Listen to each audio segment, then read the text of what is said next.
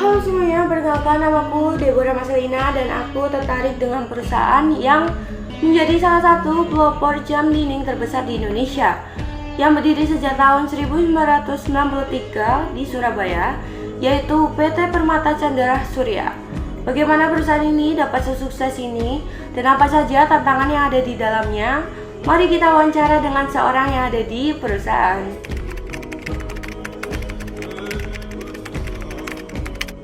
Selamat pagi. Di sini dengan Bapak siapa dan sebagai apa di PT Permata Chandra Surya? Saya Santoso, saya operasional. Kalau boleh diceritain latar belakangnya Pak Santoso dulu itu mungkin ambil studi apa gitu sebelum ke sini? Kebetulan malah dari bidang konstruksi ya, bangunan saya dulu. Jadi sebagai staf operasional ini apa ada suka dukanya selama di perusahaan? Suka duka banyak ya. Pas COVID kemarin gimana Pak? Menurut kami, Ya. baik saya secara pribadi maupun teman-teman juga dalam masa-masa yang sangat membuat kami sakit.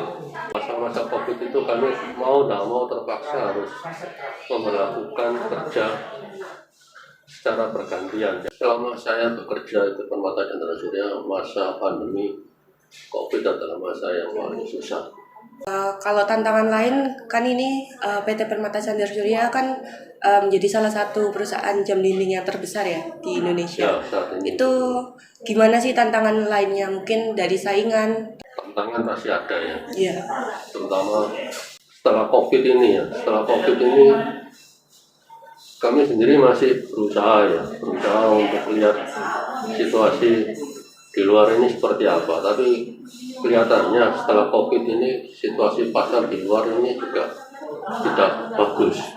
Ya, justru kadang-kadang kalau lihat laporan keuangan pun masa COVID itu kondisinya lebih baik daripada kondisi yang saat ini kami hadapi. Ya. Kalau masalah kompetitor persaingan itu pasti ada, dan pesaing-pesaing kami terutama mereka yang bergerak di UMKM ya, yang di bagian home industry, di mana mereka tidak memiliki karyawan tetap. Mereka kan kalau keadaan sepi mereka bisa merumahkan orang-orang mereka gitu. Tapi kalau kami tidak bisa. Kalau dari Pak Santoso sendiri sebagai staf operasional tadi ya, gimana menghadapi tantangan itu? Dalam hal ini mungkin langsung di bawah pimpinan kami, pemilik perusahaan ini juga berusaha untuk mendekati pasar-pasar yang modern ya. Kalau selama pengalaman di perusahaan, menurut Pak Santoso mungkin karakter apa yang dibutuhkan oleh pengusaha atau orang yang ikut andil dalam menjalankan bisnis ini hingga bisnis itu dapat sukses gitu? Kami harus banting ya. Iya.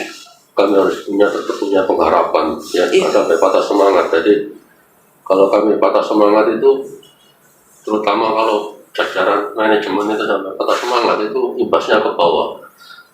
Baik, kesimpulannya yaitu bahwa setiap perusahaan yang kita lihat besar itu pasti mempunyai tantangan mereka sendiri.